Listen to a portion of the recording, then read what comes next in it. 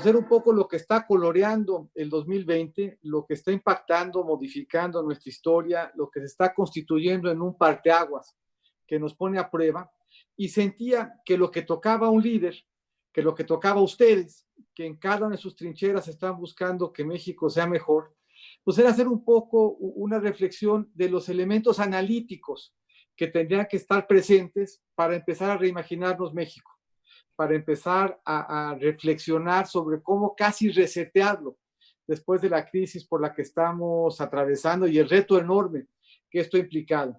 Y como nos falta todavía, yo creo, muchos capítulos que ver hacia adelante, cómo ha venido evolucionando el conocimiento que tenemos del reto, cómo ha venido cambiando los paradigmas respecto a cómo enfrentarlos, un poco compartir cómo yo lo veo, cómo yo, igual que muchos de ustedes, desde el quedarse en casa, desde la reflexión a veces casi íntima, pues pienso en el problema que tenemos por delante.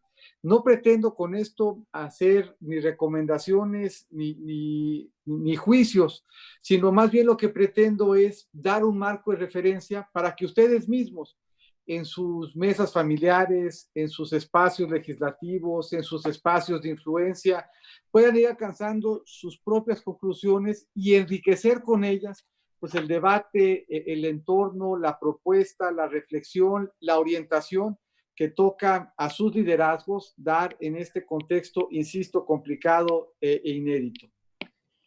Hay dos gráficas en esta lámina. La primera, un poco lo que refleja, es cómo se hubiera dado la evolución de la enfermedad en nuestra comunidad si no hubiéramos hecho nada.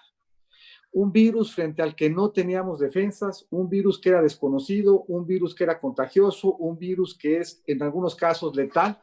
Lo más probable es que hubiera crecido de forma exponencial hasta alcanzar eventualmente un máximo. En la medida en que la gente contagiada poco a poco se recuperara, desarrollara anticuerpos, al virus le empezaría a costar más trabajo crecer en nuestra comunidad, empezaría eventualmente a caer hasta desaparecer. El problema es que esta evolución del virus en ausencia de alguna intervención muy rápidamente hubiera resultado en un número de casos que estuviese por arriba de la capacidad de nuestro sistema de salud y en general de los sistemas de salud del mundo para hacerle frente. Eso hacía que esta trayectoria fuera incompatible con esta capacidad y que el resultado de no haber intervenido pues hubiese implicado muertes con cargo al virus, pero también muertes con cargo a la saturación de un sistema de salud que no tenía capacidad para hacerle frente.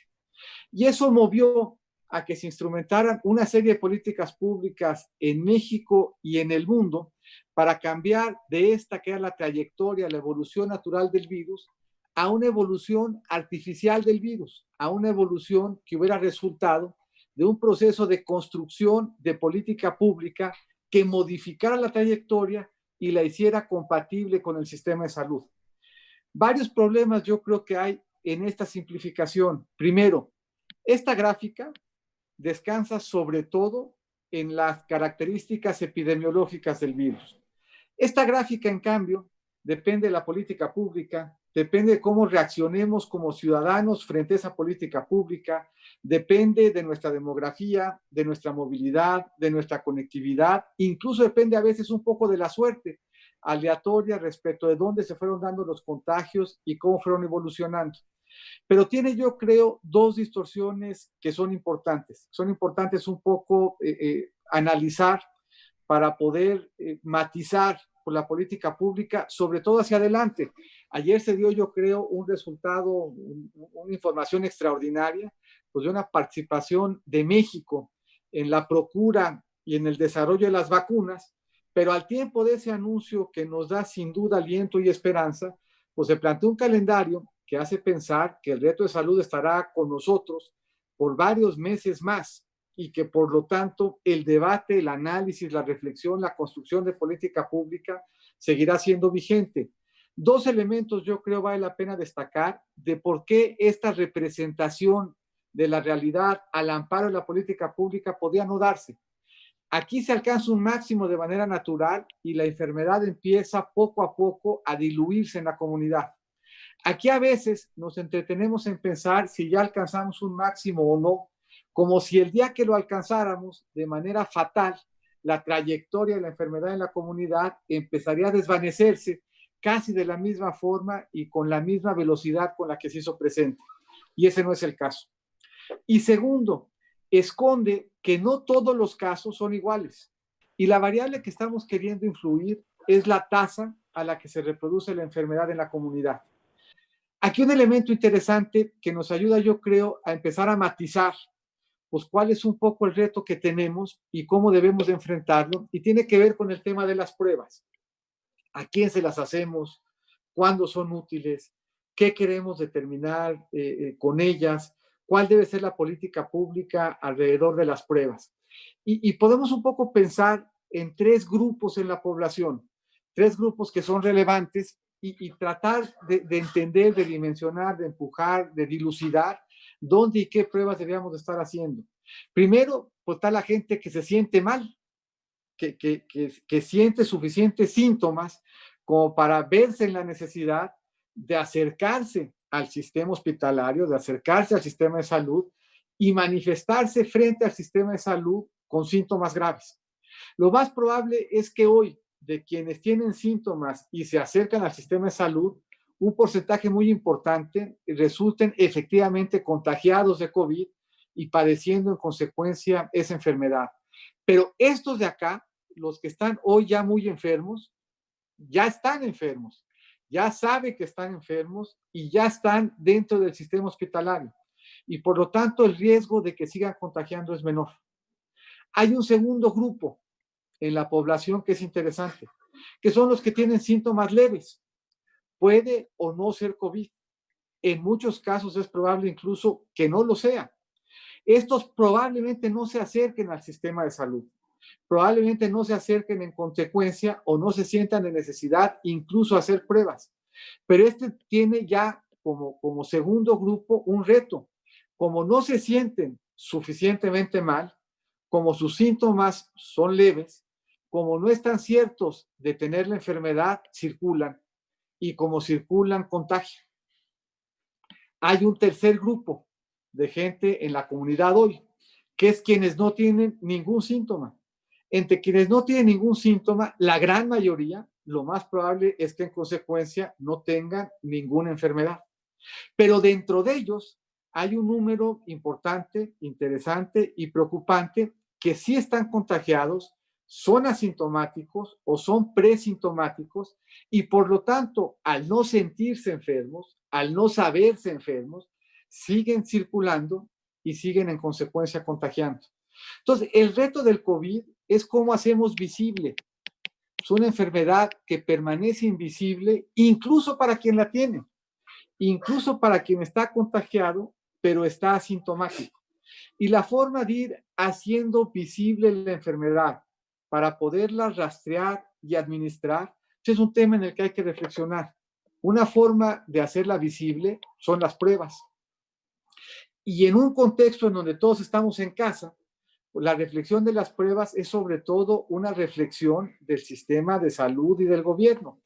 Pero en la medida en que empezamos a abrir la economía y que queremos darle certeza a los trabajadores, a nuestros clientes, a quienes interactúan de manera cotidiana en una economía con más movilidad, pues el debate y la reflexión de pruebas empieza a ser un debate que trasciende solamente la esfera pública y que empieza a ser un tema que debe de preocupar al empresario, al trabajador, al comerciante, al cliente, a quien está teniendo interacción en la economía.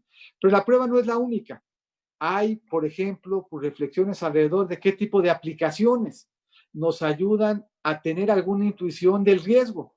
Y hay autofiltros, hay mecanismos de rastreo, hay mecanismos de búsqueda intencionada, hay la posibilidad de jugar con el aislamiento, pero todo ello son la batería de alternativas que tenemos para hacer visible un virus que nos presente el reto de ser invisible, insisto, incluso para quien está enfermo. Y esto, vuelvo a insistir, pues va a seguir un tema en el que tenemos que reflexionar hoy y en adelante, hasta que no tengamos, no solamente tengamos la vacuna, sino que tengamos la posibilidad de aplicarla al amparo pues, de una campaña agresiva de vacunación. Pues México, y no tendría que decirlo en este foro, pues es grande, es diverso y tiene distintas realidades. Y por lo tanto es poco útil en el análisis que nos concentremos en el número agregado. Y es especialmente relevante que le vayamos metiendo granularidad al análisis y en donde el nivel de saturación de los hospitales plantea un riesgo real de saturación y por lo tanto pues un riesgo sanitario exacerbado. Ahí se ve reflejada esa realidad distinta del país en términos de los casos identificados como COVID y su evolución. Y lo que estamos graficando es el promedio de los últimos 4 días. Y se ve de nuevo pues diferentes realidades. ¿Cómo le hacemos para contener los contagios? ¿Cómo le hacemos para hacer visible el virus y por lo tanto reducir el riesgo de que la enfermedad siga creciendo en nuestra comunidad? Si bien, por todas las razones que dijimos, hay muchas veces donde no vamos a saber quién está enfermo, vamos a saber quién no queremos que se enferme. No queremos que se enferme el que tiene comorbilidades, pero no queremos que se enferme todo aquel trabajador al que le estamos pidiendo que en un contexto sanitario complicado salga y se exponga.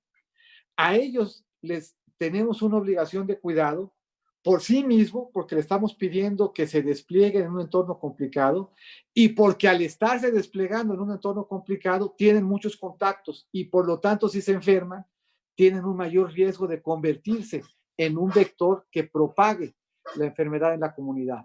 Entonces tenemos que cuidar que el enfermo no contagie y tenemos que blindar al vulnerable de no contagiarse. Y mientras eso hacemos, tenemos que voltear a ver nuestra capacidad hospitalaria. Y la capacidad hospitalaria es la física, es el ventilador, es el oxígeno de alto volumen, pero es el doctor, es la enfermera, es la primera línea de defensa, es quien tiene capacidad de administrar una atención respiratoria que no es una especialidad que compartan todos.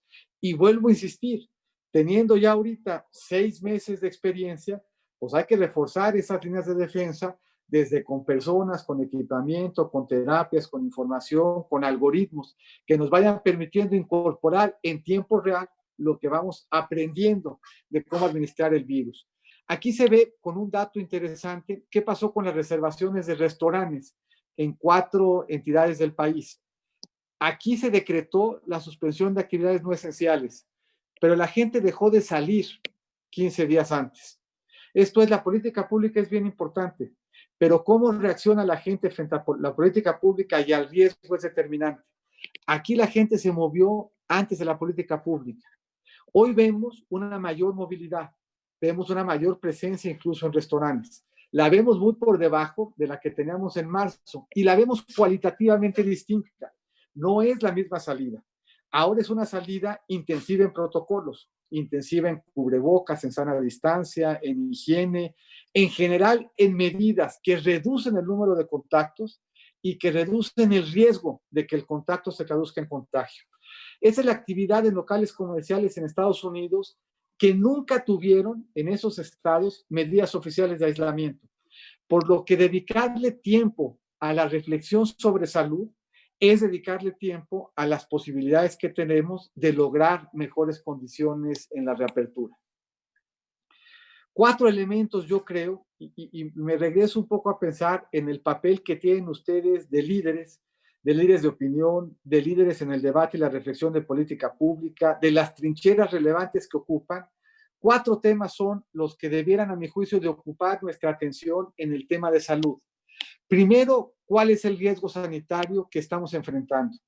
Y lo podemos caracterizar con tan solo 4 elementos. ¿Cuál es la tasa de reproducción del virus? ¿Cuál es la capacidad que tenemos en los hospitales? ¿Cuál es la capacidad que tenemos de hacer pruebas? ¿Y cuál es la capacidad que tenemos de rastrear contactos?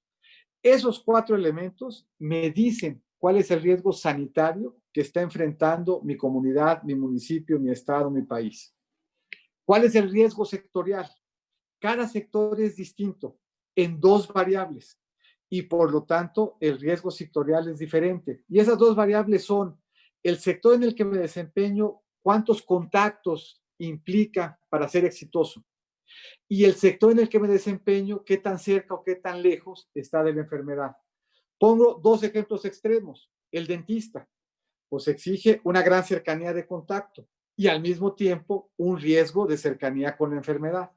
En el otro extremo, el trabajo en el sector agropecuario, típicamente al aire libre, típicamente lejos de del contagio de la enfermedad, típicamente en contactos con baja densidad de contagio. Y por lo tanto, entre esos dos sectores, el agropecuario y el dentista, podemos poner a todo el resto de la economía y en función de eso determinar qué tan riesgoso es el sector y por lo tanto, qué tanto cuidado debiera tener con él.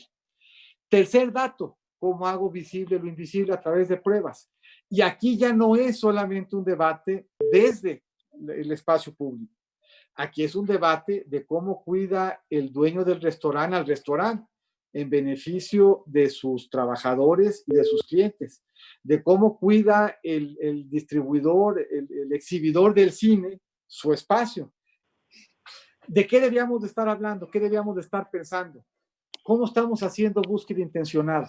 Relevante para la comunidad, relevante para el Estado, para el municipio, para el país. ¿Cómo buscamos entre quienes tienen más riesgo de estar enfermo para no tener que afectar la vulnerabilidad o no tener que afectar la movilidad de todos?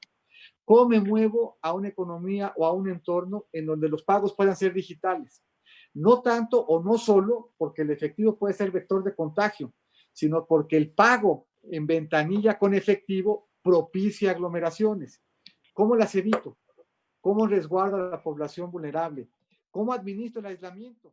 Esto es la gama de temas sobre las que tendríamos que estar discutiendo, pensando, analizando, reflexionando y aprovechando todo este marco teórico, analítico, para que la discusión y las propuestas sean más asertivas, salven vidas y reactiven la economía.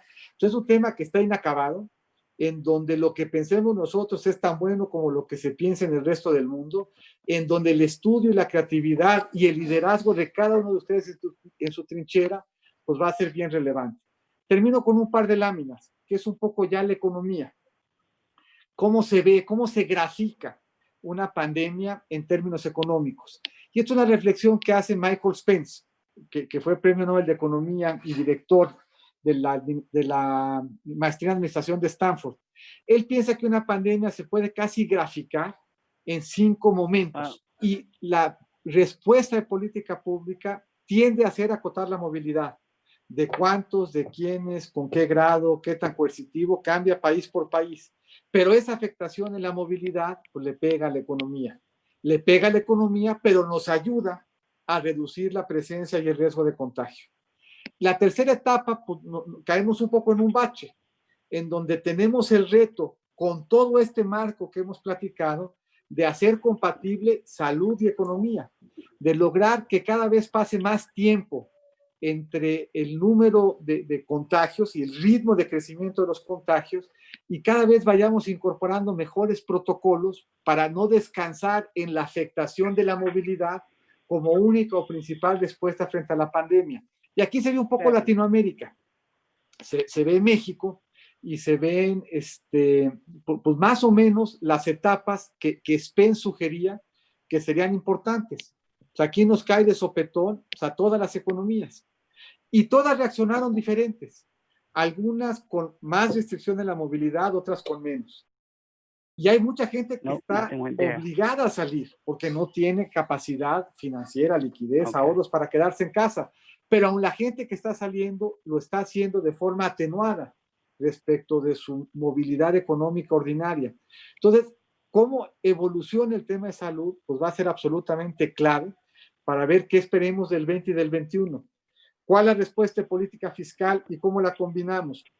En general, cuando vemos un poco México y el mundo, pues hay diferentes mezclas en la política fiscal de 5 objetivos. ¿Cómo incrementamos la presencia, cómo incrementamos y fortalecemos por la vía fiscal la capacidad de respuesta de nuestro sistema de salud? ¿Cómo apoyamos a aquellos cuya movilidad estamos afectando y que requieren de algún acompañamiento fiscal para poder acotar su movilidad y apoyar el esfuerzo en salud? ¿Cómo ayudamos para que la crisis de liquidez no se convierta en una crisis de solvencia, sobre todo en las pymes? ¿Qué hacemos frente a los sectores que sabemos van a ser especialmente afectados por la crisis? El turismo, los restaurantes, las líneas aéreas, en general el sector un poco de esparcimiento. Y eventualmente, con mejor control de la economía, ¿qué estímulo damos para fortalecer la capacidad de recuperación? ¿Cómo lo hacemos compatible con la política monetaria? ¿Y cómo nos alineamos a la reapertura en Estados Unidos? Dimensiono el apoyo que los americanos dieron a su economía. Le metieron 10 puntos de su PIB. 10 puntos del PIB americano es 2 veces el PIB nuestro. Entonces, el estímulo americano equivale a haberle inyectado a su economía 2 veces la economía 14 del mundo. Entonces, mientras mejor resolvamos salud, mientras mejor despleguemos los instrumentos fiscales y mejor se hablen estos con lo monetario, pues más fuerte y más robusta va a ser nuestra reapertura. Y termino con esta, que es una reflexión un poco de liderazgo hacia adelante, el rumbo que va a tomar el país. Por lo que tenemos que hacer es tratar de construir un desarrollo, un país, un entorno, pues que sea amable con el medio ambiente, porque COVID desnudó, pues que la forma como funcionaban nuestras economías no era compatible con un medio ambiente sano. De repente nos dimos cuenta que la economía no funcionaba sin algunos trabajadores que eran esenciales, pero nos dimos cuenta también que esos trabajadores esenciales no estaban bien remunerados en un sentido amplio, no estaban bien pertrechados en su seguridad social, no estaban adecuadamente remunerados en sus sueldos. Entonces, esta reflexión un poco de cómo repartimos, de cómo construimos un país más igualitario, habiendo resultado evidente en la pandemia quiénes eran estructurales y quiénes eran importantes y que esos estructurales importantes no estaban bien remunerados, pues es un tema sobre el que hay que trabajar. El sistema de salud, corto en lo curativo, muy corto en lo preventivo y muy lejano de la investigación y el desarrollo. Ese es un tema que tenemos que superar, fortalecer lo curativo, dar un viraje profundo hacia lo preventivo y sentarnos en las mesas aportando con nuestro capital humano investigación y desarrollo. Convivencia y violencia intrafamiliar. El confinamiento por la epidemia de salud trajo como resultado una epidemia de violencia, pues que no hay que soslayar, que hay que entender, que hay que compartir, que hay que evitar y hay que identificar qué hay en la forma como convivimos, pues que resulta en que el confinamiento detone espacios de violencia. Y aquí yo creo que en este espacio de reflexión de convivencia pues hay muchísimos temas. Platicamos un poco de protocolos.